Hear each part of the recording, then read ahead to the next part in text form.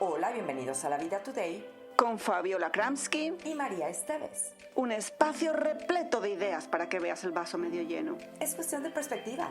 Tú tienes la llave. Cómo ver lo positivo hasta en lo más negativo de las cosas.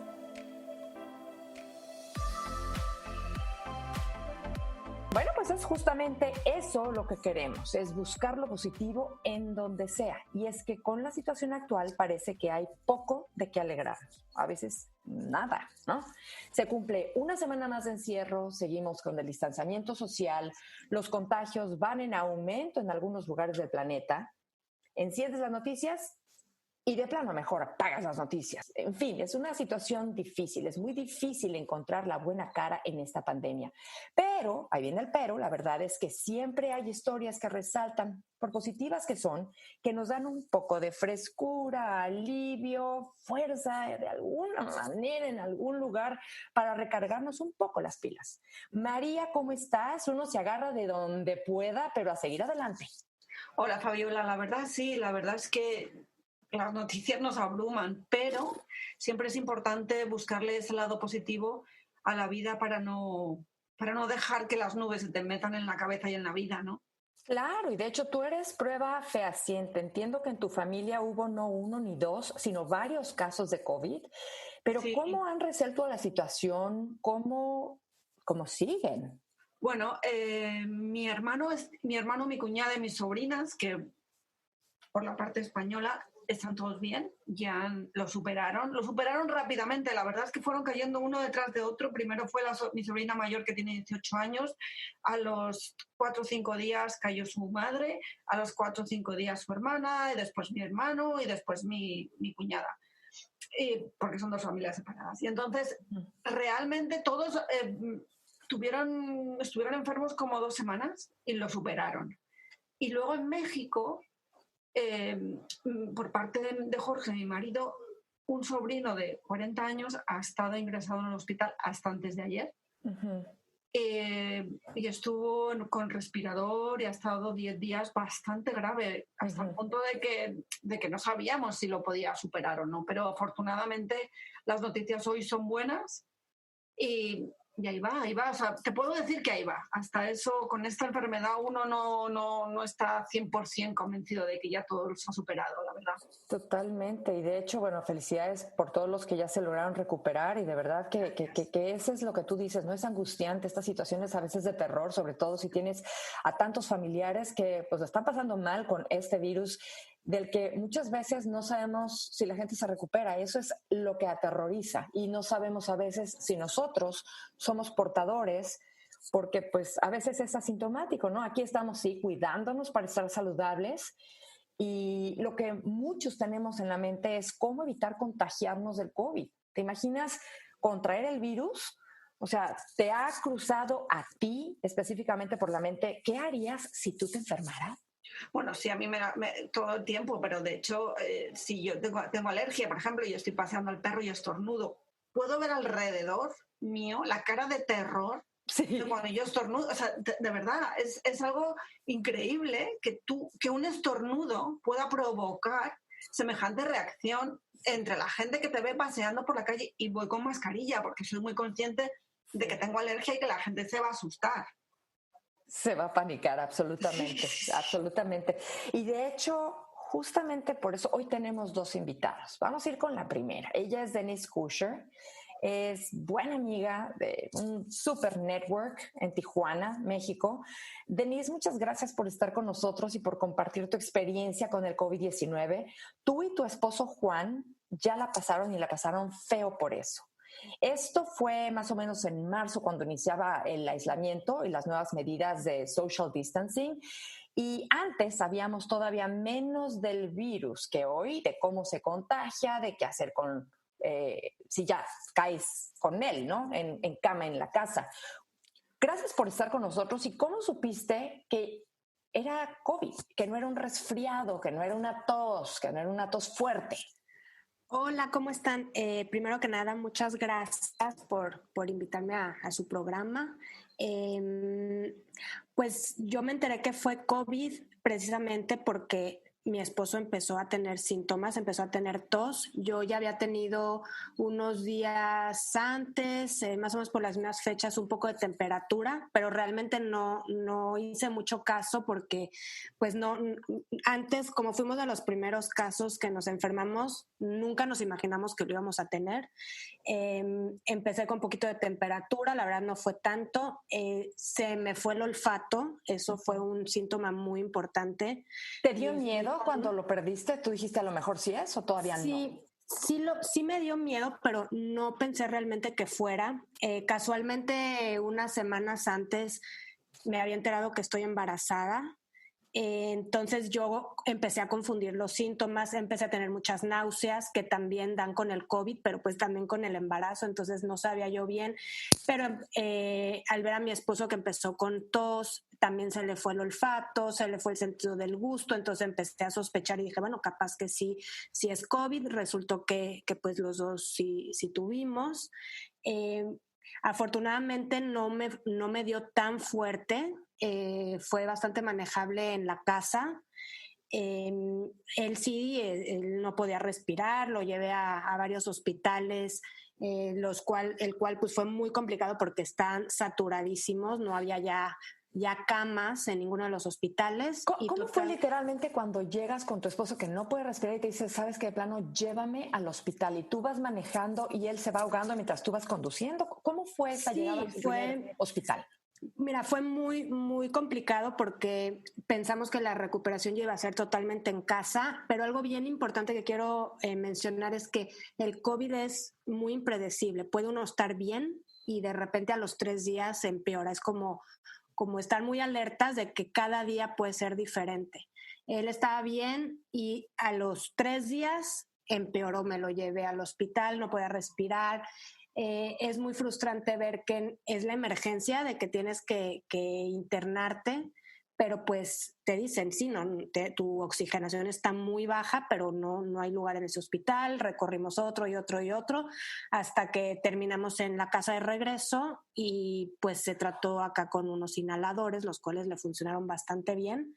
Entiendo que los regresaron de 6 hospitales. 6 hospitales. Mientras te estás ahogando y tú embarazada, sí. Debe ser desesperante. Sí, embarazada y sabiendo también que pues tengo COVID y pues no, lo óptimo pues es estar en la casa, no, pues sale uno, está en la emergencia y no sabes qué hacer, cómo reaccionar. Yo, como les decía, no me pegó tan fuerte al inicio y en ese momento tuve la fuerza de salir, manejar, actuar. Y unos días después, unos 3, 4 días después, fue cuando yo me empecé a poner peor de la tos, sentí más presión en el pecho, como que estábamos él y yo desfasados. Él empeoró primero y después yo, pero no llegué a tal grado como para hospitalizarme. Y cuando tú te das cuenta que tú lo tienes y te empiezas verdaderamente a sentir mal, estás embarazada y no puedes tomar realmente medicamentos. Sí. Y el doctor no te acepta en el hospital y el doctor tampoco va a ir a tu casa. ¿Cómo fue esa parte de la historia? Bueno, fue un poco muy preocupante porque digo, bueno, me encantaría tomar antibióticos, me encantaría tomar lo mismo que se estaba recetando en ese momento.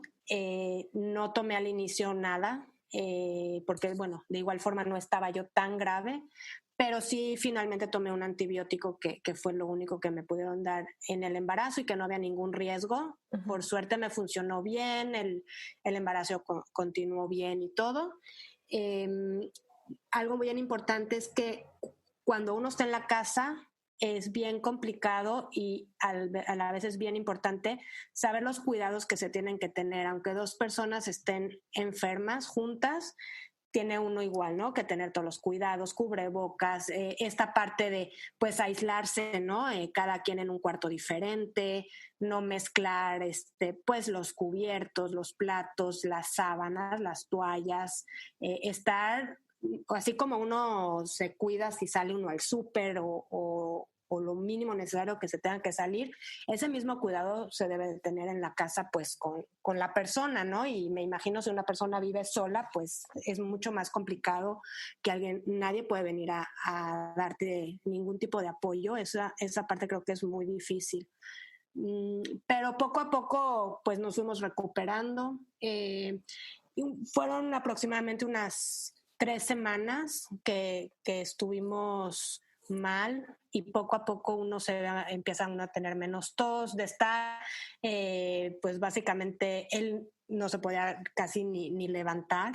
Yo estaba pues apoyándolo, que si la comida, que si no podíamos salir al súper, pidiendo apoyo si alguien nos podía traer cosas, dejarlas afuera de la casa, ese tipo de cosas son bien importantes, cuidarlas, sabiendo que uno está contagiando, ¿no? Esa es otra parte de la historia, decir, bueno, estoy enferma, pero tampoco puedo ver, nadie me puede ver, no, nadie me puede venir a ayudar. Esa parte creo que es bien, bien difícil, pero muy importante pues tener todo el cuidado. Te quería preguntar, ¿habéis recuperado el olfato y el gusto? Perdón, no te escuché. Si habéis recuperado el olfato y el gusto. Sí, yo lo recuperé como a las 2 semanas y algo bien importante bien curioso que me pasó es que la comida me sabía muy salada. O sea, es cuando me doy cuenta y digo, tanta sal tiene la comida porque hay ciertos alimentos que los dos comíamos y ya no los podíamos ni ver después. O sea, creo que hasta ahorita hay cosas que no queremos ni ver por lo salado ¿Cómo que, que por nos sabía. ejemplo? Por ejemplo, el cereal. Imagínate, el cereal. Cereal ya comemos y todo, pero yo agarré una vez cereal dulce y me sabía salado con la leche, no, me sabía horrible. La fruta, por ejemplo, mango, plátano, era una cosa que ya no lo podía yo ver. El yogurt ya, ese sí no lo puedo comer, y me encanta el yogurt. Sí estuve comiendo yogurt, me sabía horrible, ese todavía no lo puedo recuperar para volverlo a comer. Y otra cosa también, no te da hambre, esa fue otra parte bien importante que pasa con el COVID. Empiezas, pues no te entra la comida, ¿no? Y comes porque es obligación y porque necesitas los nutrientes, te sientes deshidratado, cansado, y pues es una parte ni modo de no comer, ¿no? Pues uno tiene que comer. Sabemos que no hay todavía una vacuna, pero ¿de qué tratamiento estamos hablando? ¿Qué te dijo el doctor?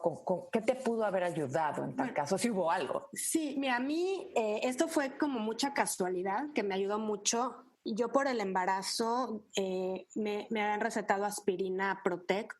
Yo ya la estaba tomando desde como 2 meses antes y se escucha mucho que con el COVID se pueden producir coágulos. Entonces yo estaba protegida con la aspirina y eso me ayudó mucho a no empeorar. Eso me lo comentó mi doctor. Entonces me seguí con la aspirina, que puede ser, no autorrecetarse, ¿no? Pero sí recomiendo que igual la gente pregunte a su médico si la puede tomar. Eso me protegió bastante. Tomé una amoxicilina, que es penicilina, es lo único que tomé.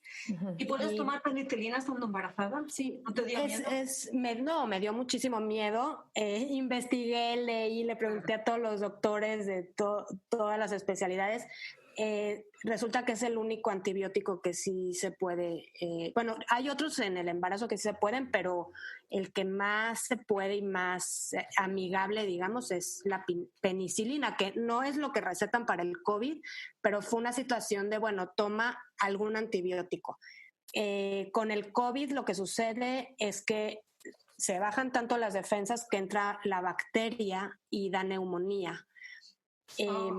Entonces a mi esposo sí le dio neumonía. Yo no me hice ninguna placa tampoco de tórax, me dio miedo hacérmela por el embarazo, entonces pues me tomé el antibiótico y él tuvo que tomar antibiótico hasta 2 dosis de antibiótico.